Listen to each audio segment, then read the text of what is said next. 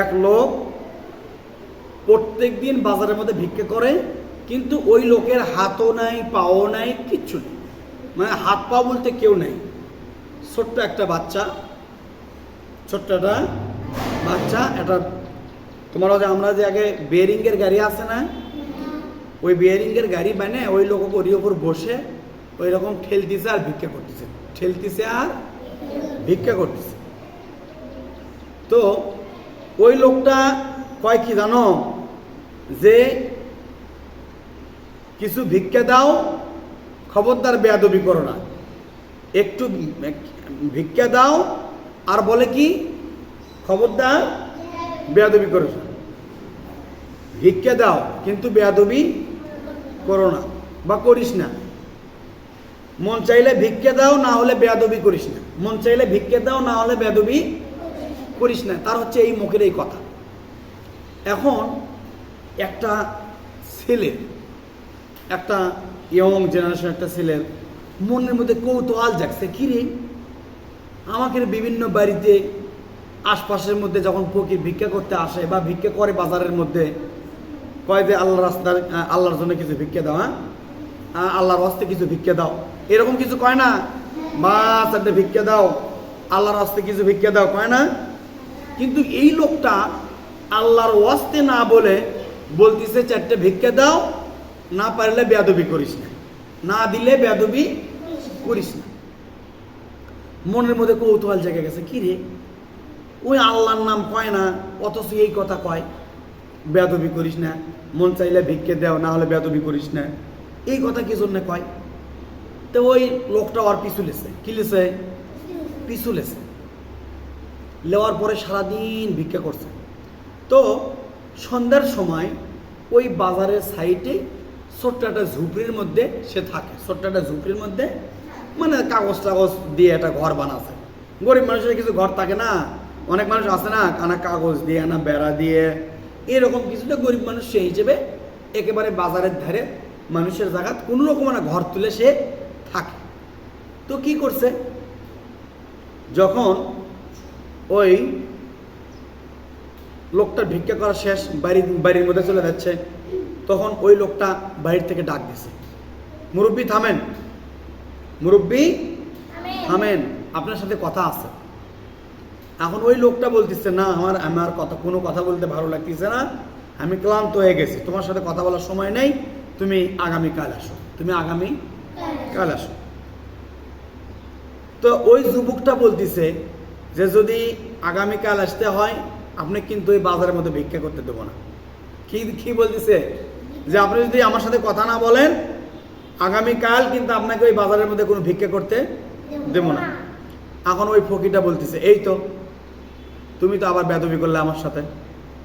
কি করছে, যে তুমি তো আমার সাথে বেয়াদবি করলা।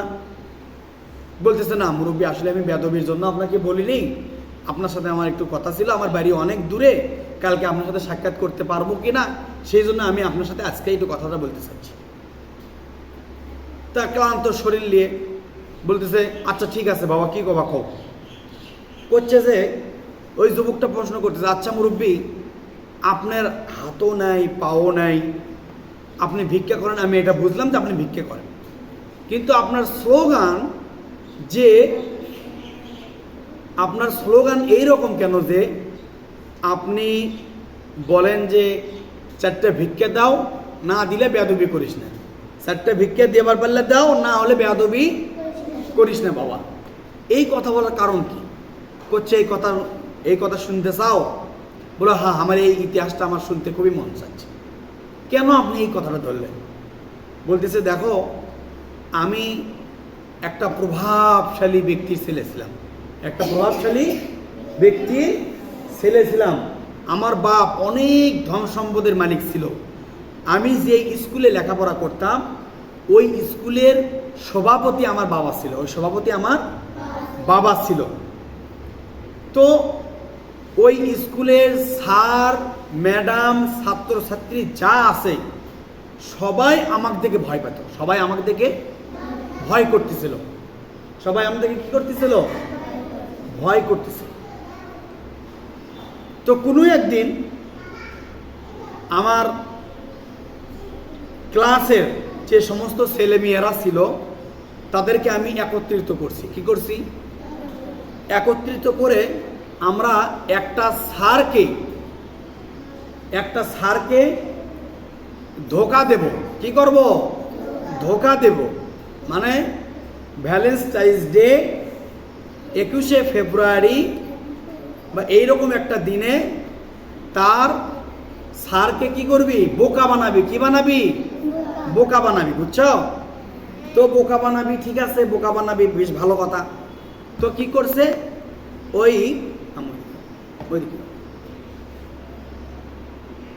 ওই স্যারে বোকা বানানোর জন্য সবাই রেডি। কি করছে? সবাই রেডি হয়ে আছে।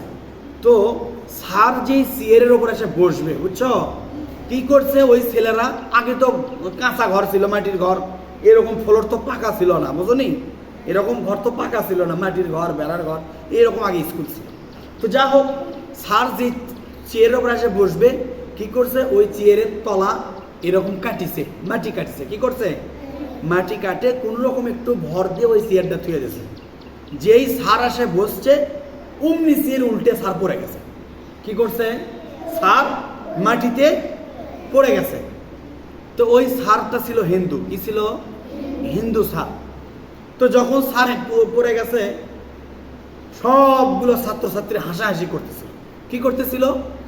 হাসাহাসি করতেছিল। তো এখন যে হাসাহাসি করতেছে, স্যার ধমক দিছে। আর ওই যে হাত নাই, পাও নাই, পাও কাটা, হাত কাটা, যে ছেলেটার কথা বললাম না, যে লোকটার কথা বললাম না, ওই লোকটা কি করছে? কুকুরের ডাক দিছে। কিরকম কুকুরের ডাক দিছে। আবার ধমক দিছে, বিলের মতো আওয়াজ করছে। আবার ধমক দিছে, বিভিন্ন রকমের স্যারের সাথে বেয়াদবি করছে। কি করছে? বেয়াদবি করছে। যখন বেয়াদবি করছে, তখন ওই স্যার ওকে একটা থাপ্পড় দিছে। কি দিছে? থাপ্পড় দিছে। এই বেয়াদবি করিস না, থাপ্পড় দিছে। কি দিছে? ও কি করছে? স্যারে আবার ঘুরে উঠে মারছে। কি করছে? স্যারে আবার ঘুরে উঠে আঘাত করছে। স্যার বেহুঁশ হয়ে পড়ে গেছে। ও দৌড় মারছে ভয়েতে। কি করছে? ওই দৌড় মারছে। দৌড় মারে একটা কাঁটাযুক্ত জায়গার মধ্যে সে উল্টে পড়ছে। কাঁটাযুক্ত জায়গার মধ্যে সে উল্টে পড়ে, হাতের মধ্যে কাঁটা পড়ছে, পায়ের মধ্যে কাঁটা পড়ছে, বিভিন্ন জায়গার মধ্যে কাঁটা পড়ছে। বুঝছো? কাঁটা ফোটার পরে সে বেহুঁশ হয়ে গেছে। ওকে ওই ছাত্রকে এক জায়গাত করছে, স্যারেকে এক জায়গাত করছে। যখন দুইজনের হুঁশ ফিরলো, তখন কথাবার্তা শোনা হলো, কি কোথার থেকে কি হচ্ছে। তখন গল্প যখন বললো, হ্যাঁ, আর ওই স্কুলের যতগুলো স্যার ছিল, ম্যাডাম ছিল, সবাই একসাথে বলতেছে যে আপনি স্যার যত আঘাত করতে পারেন এক করেন। এর জন্য যদি আমাদের সবাইকে যদি স্কুল ছাড়তে হয়, আমরা স্কুল ছেড়ে দেবো, কিন্তু আপনার সাথে যে বেয়াদবি করছে, এই বেয়াদবি আমরা বরদাস্ত করতে পারবো না। ঠিক আছে? এই বেয়াদবি আমরা মানতে পারবো না। এই বেয়াদবি আমরা মানতে পারবো না। আপনি যত আঘাত করতে পারেন করেন।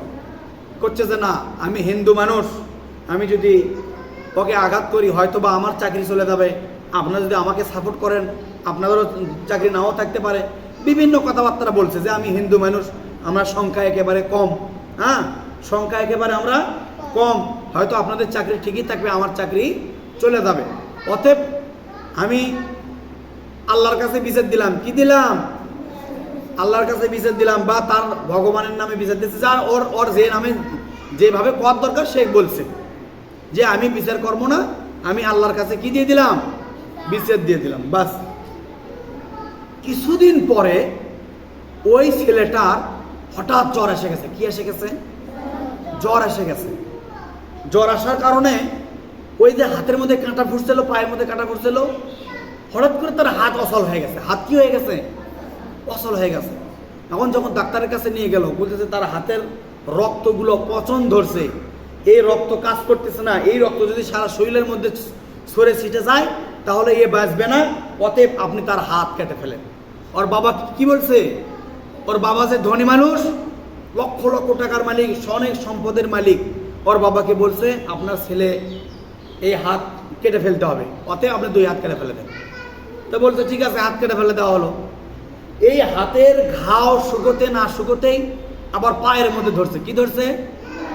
পায়ের মধ্যে ওই রকম একটা মানে ব্যারাম এসে গেছে যে পাও কেটে ফেলতে হবে। যখন অপারেশনের জন্যে হাসপাতালের বেডের মধ্যে শুয়ে রাখছে, তখন যখন ওর পা কাটবে তখন ওকে বেহুশ করা আছে। কি করা আছে? বেহুশ করে অপারেশন করতেছে ডাক্তাররা। কি করতেছে ডাক্তাররা? অপারেশন করতেছে। এমন তো অবস্থায় ওই ছেলেটা করছে কি, স্যার মাফ করে দেন, স্যার স্যার মাফ করে দেন, স্যার মাফ করে দেন। মানে ও কিন্তু বেহুশ, অথচ ওই বেহুশ অবস্থায় বলতেছে কি, স্যার মাফ করে দেন, স্যার মাফ করে দেন। তার মানে কি জানো, যখন তার অপারেশন হয়ে গেল, কি হয়ে গেল? অপারেশন হয়ে গেল, তার জ্ঞান ফিরল, তখন ডাক্তাররা বলল, কি ব্যাপার, তুমি তো বেহুশ অবস্থায়, তুমি কি জন্য স্যার মাফ করে দেন, স্যার মাফ করে দেন, এরকম এই জন্য এই কথা কেন বললা? বলতেছে, দেখেন আমার যখন পায়ের অপারেশন হচ্ছিল, যখন আপনারা পা কেটে ফেলতেছিলেন, তখন দেখি যেই ঘরের মধ্যে আমাকে অপারেশন করতেছেন, ওই ঘরের মধ্যে দেখি আমার সেই হিন্দু স্যার, আমার সেই হিন্দু স্যার, যার সাথে আমি বেয়াদবি করছি, যার সাথে আমি বেয়াদবি করছি, যার বেয়াদবির ফলে আমার হাতও চলে গেল, আজ পাও চলে গেল। আমি আমার ওই অবস্থায় আমি দেখতেছি আমার স্যার, পুরো ঘরের মধ্যে আমার স্যার যেন আমার জন্য বদদোয়া করতেছে। কি দোয়া করতেছে? বদদোয়া করতেছে। তো যখন একেবারে অপারেশন হয়ে গেল, একেবারে অর্থ সম্পদ, বসে খেতে খেতে খেতে খেতে ওই হাতও নাই পাও নাই, কি করবি? বাপের সম্পদ ছিল, বসে খেতে খেতে খেতে খেতে এক পর্যায়ে সব সম্পদ শেষ। সব সম্পদ কি হয়ে গেছে? শেষ হয়ে গেছে। কার বদদোয়ার কারণে বলো তো? ওই হিন্দু স্যারের বদদোয়ার কারণে। ওই হিন্দু স্যারের কি বদদোয়ার কারণে হাতও চলে গেছে, পাও চলে গেছে, অর্থ সম্পদও শেষ হয়ে গেছে। এখন সে পথের ফকির হয়ে গেছে। ওই যুবকটাকে বলতেছে, হে যুবক, তুমি যে আমার গল্প শুনলা, আমি এই জন্য এই স্লোগানটা দিয়ে আমি ভিক্ষে করি, যে ভিক্ষে পারলে দাও, না পারলে বেয়াদবি করো না। ভিক্ষে যদি পারোতে দাও, না হলে বেয়াদবি করো না। আজ আমার বেয়াদবির ফলে আমার স্যার আমার জন্য বদদোয়া করছিল, যার করুণ এই বদদোয়ার কারণে আমার হাতও চলে গেছে, পাও চলে গেছে, আমার বাপদাদার যে অর্থ সম্পদ ছিল সেগুলোও আমার থেকে সবগুলো আমি একেবারে নষ্ট করে ফেলে দিয়েছি। আজ আমি